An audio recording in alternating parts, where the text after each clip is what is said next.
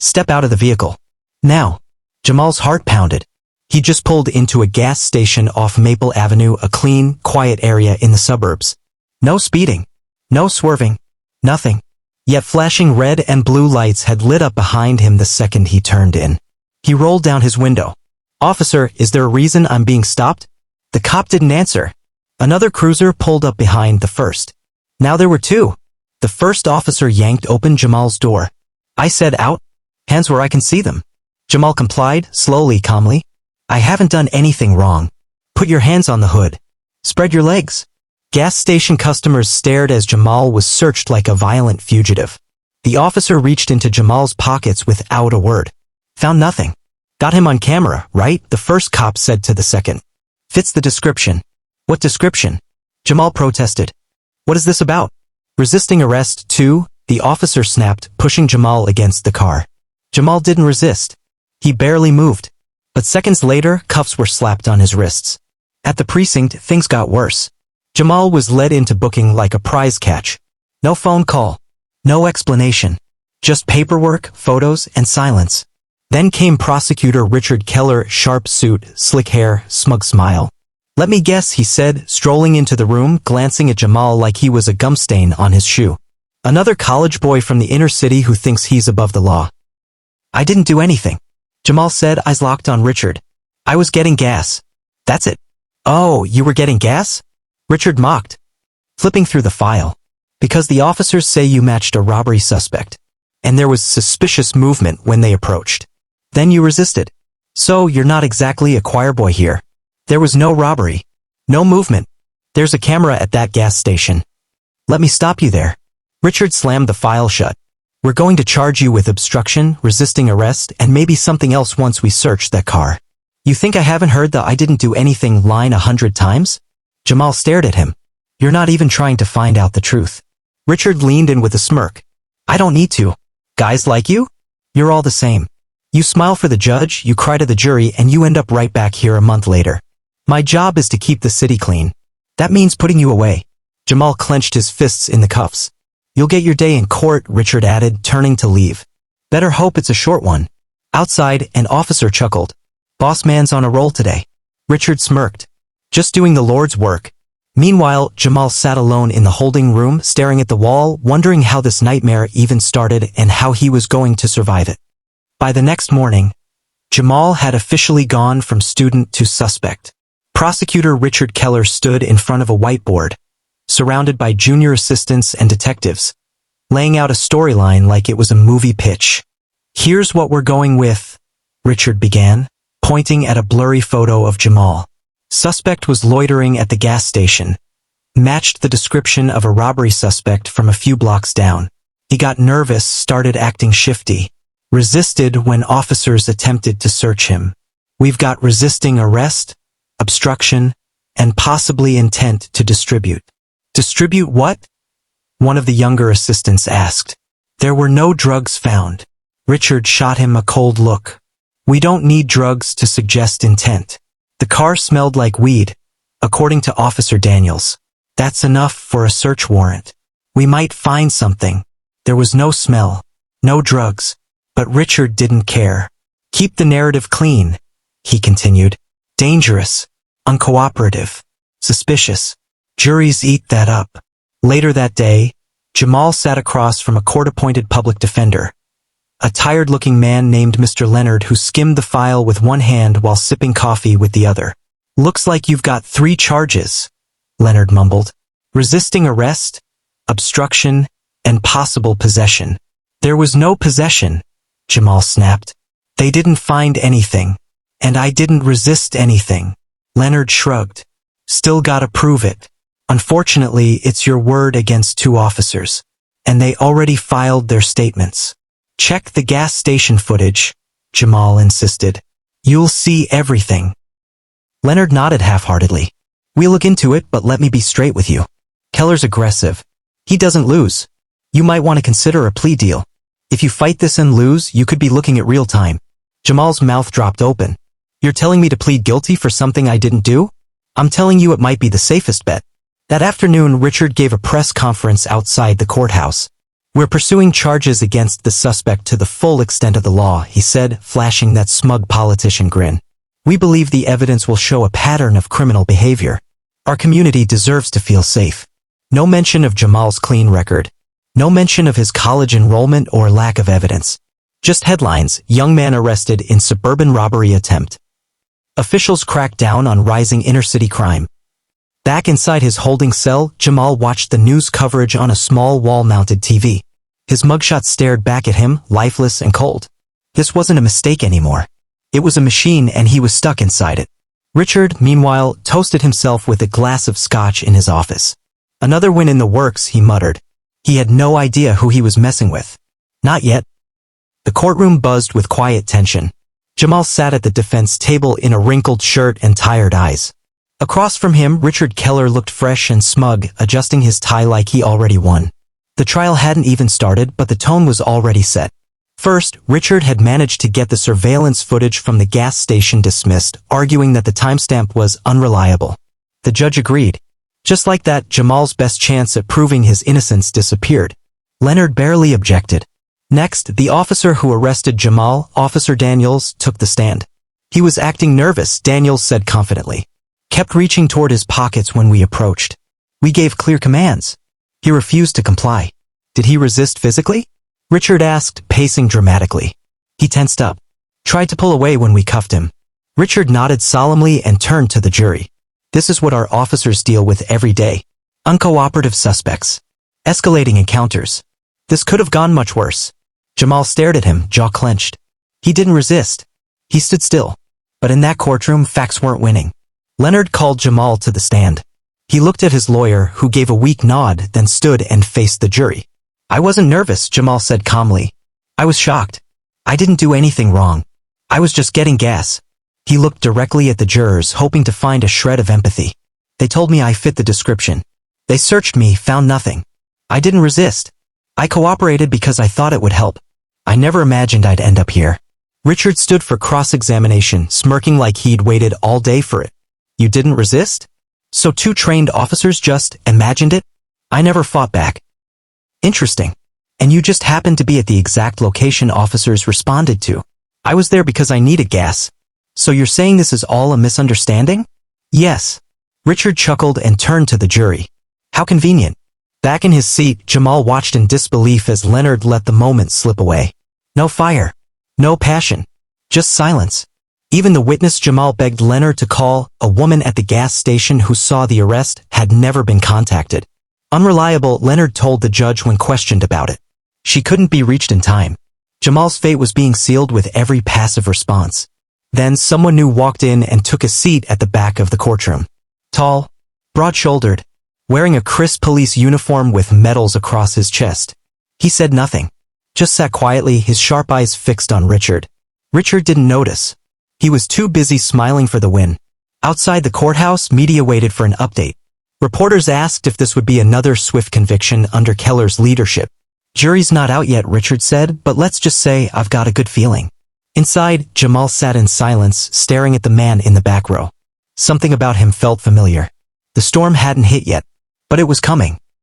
The courtroom was quiet. Too quiet. The jury was expected back in minutes, and Richard leaned back in his chair like a man already tasting victory. Jamal sat still, hands clasped, barely breathing. He looked out at the small crowd, eyes drifting again to the man in the back row, the one in the uniform, still sitting like a statue. Leonard leaned over. "Verdict's coming. Try to stay calm. Do you know who that is?" Jamal whispered, nodding toward the man in uniform. Leonard barely glanced. "Probably security." Jamal knew better. Just as the judge was about to return to the bench, a bailiff rushed in and whispered something in the judge's ear. The judge's brows raised slightly. "Court will take a brief recess," he announced. 10 minutes. Everyone remained nearby. Whispers filled the room. Richard stood, annoyed. "What is this?" Before anyone could respond, the man in uniform stood and calmly walked toward the prosecution table. He pulled out a badge, Police Chief Marcus Hayes. "Mr. Keller," he said, voice deep and authoritative. "I need a word. Privately." Richard laughed. "I don't take sidebars with police chiefs during court. You will today." The judge watched silently. Richard, annoyed but curious, followed Chief Hayes into the hallway. The courtroom murmurs grew louder. Outside, Richard folded his arms. What's the emergency? Chief Hayes handed him a sealed folder. You've been trying to send an innocent man to prison. That innocent man is my son. Richard froze. What? You heard me, Hayes said flatly. Jamal Hayes. My son. And I've been watching you lie, twist facts, and ignore evidence like this. He opened the folder. Inside, a time-stamped surveillance video from the gas station showing Jamal standing calmly, hands visible. Body cam footage from Officer Daniels showing Jamal's complete cooperation. A full timeline proving Jamal's innocence. Why wasn't this submitted to the court? Richard snapped. Because your people blocked the request. My internal team got it independently. And now so does the judge. Hayes leaned in. You built this entire case on nothing. And now I'm going to dismantle it. Publicly. Richard's confidence vanished. You should have said something earlier. I wanted to see how far you'd go, Hayes replied. Now I know. Back in the courtroom, the judge re-entered, holding the same folder. Due to newly submitted evidence and serious procedural concerns, this case is being dismissed immediately. The courtroom exploded in gasps. What? Richard shouted. The judge slammed his gavel. Mr. Keller, you are now under review for prosecutorial misconduct. Officers involved in this arrest will also face internal investigation. This case should have never gone to trial. Jamal sat frozen as Leonard stared, stunned. Chief Hayes walked to his son and embraced him tightly, whispering, I'm sorry I waited. I had to be sure. Reporters rushed the scene. Cameras flashed. Richard stood speechless, the walls around him finally collapsing. The news hit like an earthquake. Chief's son wrongfully prosecuted, prosecutor under investigation. Bodycam footage exposes false arrest. Richard Keller's office under fire for systemic bias. By the next morning, Richard Keller's face was plastered all over the internet, not as the city's top prosecutor, but as the face of corruption. The mayor held an emergency press conference. I'm appalled, she said sternly. No citizen should be treated the way Jamal Hayes was. We are launching an independent investigation into Mr. Keller's office and reviewing every case he's prosecuted over the last 5 years. Protesters gathered outside the courthouse holding signs. Justice for Jamal. How many others? Clean house now. Inside his office, Richard sat pale-faced, watching it all unfold on TV. His phone buzzed non-stop, reporters, colleagues, and now his own legal counsel. Richard, his lawyer said over the speakerphone, they're talking about disbarment. You need to step down. Today. I didn't know he was the chief's son, Richard muttered, still in disbelief. That's not the point. You built your whole case on lies. And now there's proof. Meanwhile, at a police precinct across town, Officer Daniels and his partner were being escorted into internal affairs interviews. Both were suspended pending investigation. Chief Hayes watched from his office window, expression unreadable. He turned to Jamal, who stood beside him, now out of custody, freshly dressed in a clean white button-up and jeans. You didn't deserve this, the chief said. And I'm going to make sure you're the last one it happens to. I just want the truth out there, Jamal replied. Not just for me, for everyone else Keller's railroaded. At the university, professors and students who once avoided Jamal were now treating him like a celebrity. But Jamal wasn't interested in fame. He wanted accountability. He sat down with a local journalist for an exclusive interview. I wasn't just arrested, he said. I was profiled, dehumanized, and nearly convicted for nothing. This system is broken. And if I wasn't the chief's son, I'd probably be sitting in a prison cell right now. The clip went viral within hours. Millions watched, commented, shared. By the end of the week, Richard Keller resigned in disgrace. His license was suspended. A criminal investigation began into his past cases. Civil rights groups announced lawsuits. Victims came forward. The web was unraveling fast. But perhaps the harshest blow came in a quiet email. His own alma mater rescinded an award he had received years earlier, citing his betrayal of justice and abuse of authority. Richard sat in his darkened apartment, staring at a wall of legal books and framed certificates that no longer meant a thing. For the first time, he felt what he'd made so many others feel, powerless. 2 weeks after the trial's collapse, Jamal stood before a crowd of over 300 students and faculty in the university auditorium. He wasn't there to perform. He wasn't there to plead for anything. He was there to speak. The school had invited him to address the injustice, and Jamal accepted, not to vent, but to spark change. He stepped up to the podium, took a breath, and began. I used to think staying quiet kept you safe. That if you just followed the rules, respected the law, did everything right, you'd be okay. But what happened to me proved that even innocence doesn't protect you when the system is rigged. You could hear a pin drop. I was arrested for a crime I didn't commit. Prosecuted for being black. Silenced by a courtroom that didn't care about truth. And if my father hadn't stepped in, I would have been convicted because that's what happens to people who don't have power. He paused, scanning the room. But I do have a voice. And I'm going to use it. The speech was later aired by multiple local news outlets and even picked up by a national podcast. Jamal became more than a victim, he became a symbol. Civil rights groups reached out. He met with activists, community leaders, and students from other campuses who'd faced similar profiling. Jamal wasn't just healing, he was building something bigger. Chief Hayes helped launch a new community oversight board to review wrongful arrests and excessive force complaints. He made it clear, this isn't about my son. This is about everyone's son. For the first time in years, officers were being held accountable for racial bias. Internal policy changes rolled out. Body cam audits increased. Bias training became mandatory. Jamal also returned to class. No fanfare. No cameras. Just quiet determination. Some classmates gave him awkward nods. Some apologized. Others said nothing. Jamal didn't need their validation. He had survived something most of them would never understand. During one seminar, a professor asked the class, "What does justice mean in today's world?" Jamal raised his hand. "It means making sure the next kid like me never ends up in court for something he didn't do. It means truth over ego. It means accountability for everyone." He didn't want revenge. He wanted transformation. And slowly it was happening. Richard Keller's disgrace had opened a door that could no longer be shut.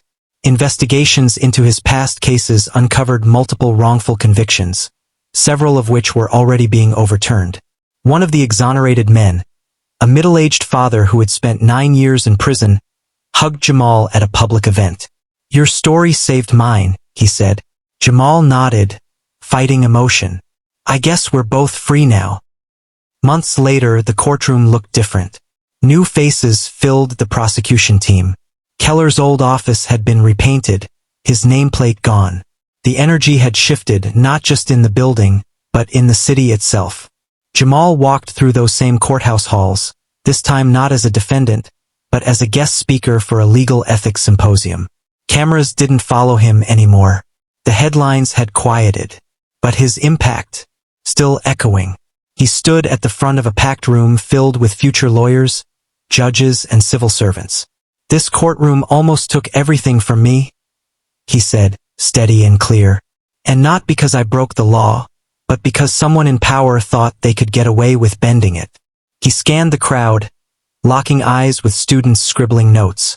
"But I'm still here, not because I was lucky, but because the truth came out in time. The truth shouldn't need a badge or a powerful parent or media attention to matter. It should always matter."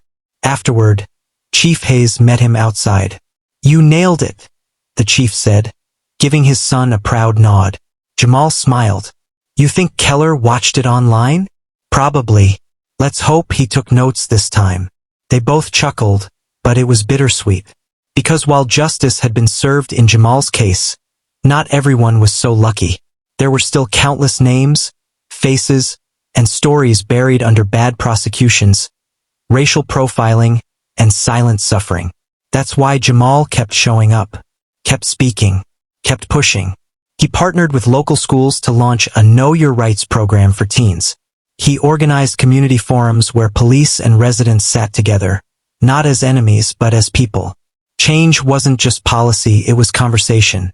And through it all, Jamal stayed grounded. No book deals. No brand endorsements. Just one goal. Make the system fairer for the next black kid who finds himself accused, alone, and scared. One evening, Jamal posted a video on social media, sitting in his room, hoodie on, raw and real. "I'm not a hero. I'm not perfect. I'm just someone who got caught in something ugly and decided not to stay silent. If you're watching this, I want you to ask yourself something. What would have happened if I wasn't the chief's son? What if no one ever found out the truth?" He paused, eyes locked on the camera. "There are people out there right now going through exactly what I went through, so don't scroll past their stories. Don't ignore the signs. Don't stay quiet when your voice could be the one that makes a difference. And now it's your turn. What did the story make you feel? Do you think justice was truly served? Have you ever witnessed someone being treated unfairly and stayed silent? Drop your thoughts in the comments below. Let's talk. Let's listen. Let's build something better together. Because real change starts when people like you speak up. And just maybe, the next story we tell will be yours.